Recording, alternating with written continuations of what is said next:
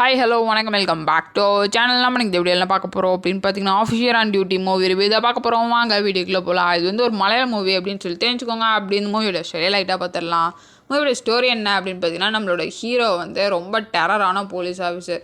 அவரே இப்போ தான் சஸ்பெண்ட் ஆகிட்டு தான் டியூட்டிக்கு வந்து ஜாயின் பண்ண வருவார். அவர் வந்தோடனே ஃபஸ்ட்டு கேஸ் என்ன அப்படின்னு பார்த்தீங்கன்னா ஒரு சின்ன பெட்டி கேஸ் மாதிரி தான் இருக்கும். அதுக்கப்புறம் அது பண்ண போகிற செயல்களை வந்து நீங்களே மூவியை பார்த்து தெரிஞ்சுக்கோங்க.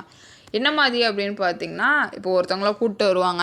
இவர் வந்து என்ன சொல்கிறாரு அப்படின்னு பார்த்தீங்கன்னா, நான் அடகலில் வந்து என்னோடய தேவைக்காக நான் வந்து நகையை அடகு வைக்க போனேன். அவங்க வந்து உரசி பார்த்துட்டு அது வந்து டூப்ளிகேட்டாக மாற்றி என்கிட்ட கொடுத்துட்டாங்க அப்படிங்கிற மாதிரி நகை கொடுத்து அவர் சொல்லுவார். அங்கிட்டு இருக்கவங்க என்ன சொல்லுவாங்க அப்படின்னு பார்த்தீங்கன்னா, இல்லை இது டூப்ளிகேட் நகை, இது வந்து நல்ல நகை அப்படின்னு சொல்லிட்டு இவர் சொல்லிட்டு இருக்காரு அப்படிங்கிற மாதிரி சொல்லுவாங்க. ஸோ நகை கொண்டு வந்தவங்கள்ட்ட வந்து போலீஸ் வந்து விசாரிப்பாங்க. எதுக்காக அதை நீங்கள் வைக்க வரீங்க, இது எப்படி ஒரிஜினல்னு சொல்கிறீங்க அப்படின்னு கேட்டோன்னே அவர் என்ன சொல்கிறாருன்னா, தான் பொண்ணுக்காக வாங்கின நகை, ஸோ அதனால் இது கண்டிப்பாக டூப்ளிகேட்டாக இருக்க வாய்ப்பே இல்லை, நான் தான் போய் வாங்கினேன் பெரிய ஜுவல்லரி ஷாப்பில் அப்படின்றாரு. இப்போ என் ஒய்ஃபுக்கு முடியல, அதனால தான் நான் வந்து இந்த நகையை கொண்டு வந்து வைக்க வரேன் அப்படிங்கிற மாதிரி சொல்லுவார். ஸோ போலீஸ் வந்து இது உண்மைதானா அப்படின்னு செக் பண்ணுறதுக்காக ஹாஸ்பிட்டலுக்கு போய் செக் பண்ணுவாங்க.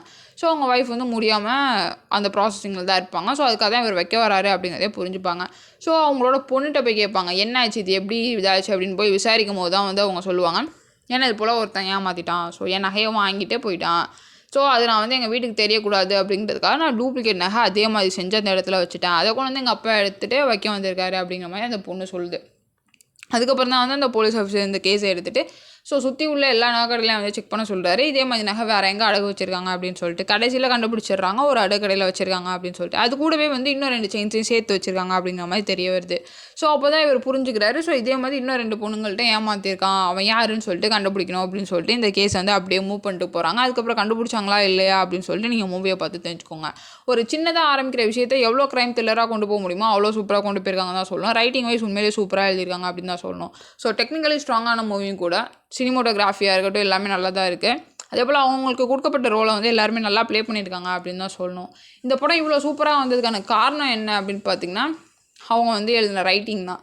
ஸோ அந்த வில்லன் கேரக்டரை வந்து அவங்க எழுதின விதம் தான் வந்து சூப்பராக இருந்துச்சு. ஸோ அதுதான் இந்த ஸ்டோரியை வந்து சூப்பராகவும் கொண்டு போச்சு அப்படின்னு சொல்லலாம். ஸோ ஃப்ரீயாக இருந்தீங்கன்னா பார்த்து என்ஜாய் பண்ணுங்கள். இதுதான் இந்த மூவி ரிவ்யூ. இதே போல் இன்ட்ரெஸ்டிங் மூவி ரிவ்யூயோட மாதிரி உங்களை என்னோட சந்திக்கிறேன். Bye bye, thank you.